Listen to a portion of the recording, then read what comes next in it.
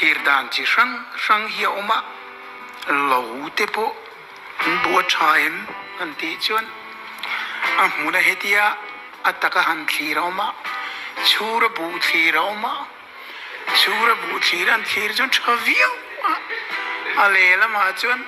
ataka chu thir chun a thavak lo lai te po ma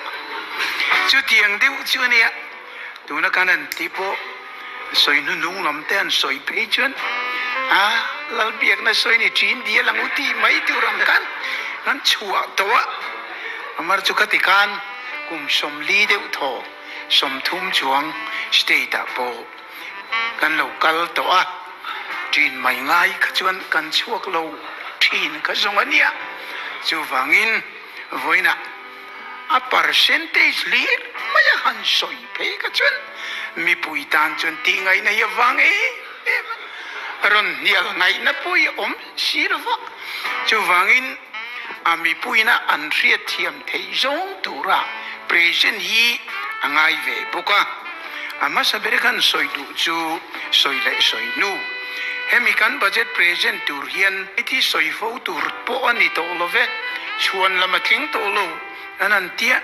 miram puitling finance minister te poina in olum achak pha na an ngai kha covid effect ka eng man ni lo ti ngot chu champhai zo te ho wina papakhat in an denga a soine bli tu kalungan vorle levan ho mai lo ma tiang deu khan mi center minister ten mandil nun nalak nakhop atana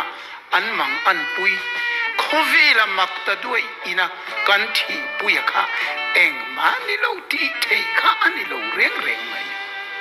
ke ni puin attaka kan nei chu sarkar lai puin in budgeta hi pek thei turin lo da ro share of taxes heti ja thian estimate lo da ula tin heta yen kan devolution deficiency heti en lo da ula minti kan da ang khapa kanan presina kha ataka centerin an tin ta silava ti chuan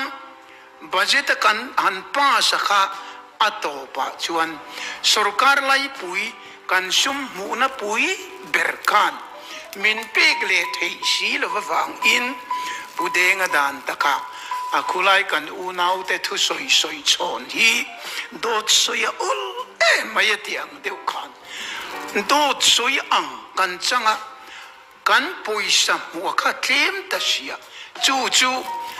a tlem lo veti chini boxi lava ti chuan ama kum sang di le som le pakwa sang di le som ni chova budget kala khachu ala normala ajiom diava sang di som ni atanga sang di le som di le pakhat